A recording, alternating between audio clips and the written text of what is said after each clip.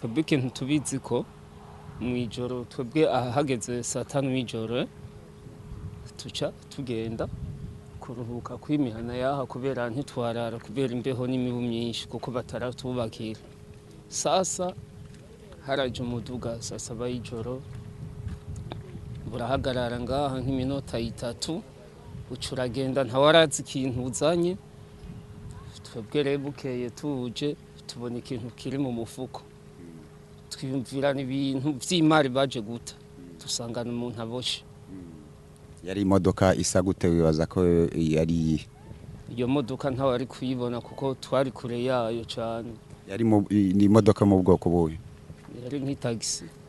Hari abantu wabonye bamutaye hajya anye uko bo bangana? Hari mw'ijoro cyane ntawe ari kubibona.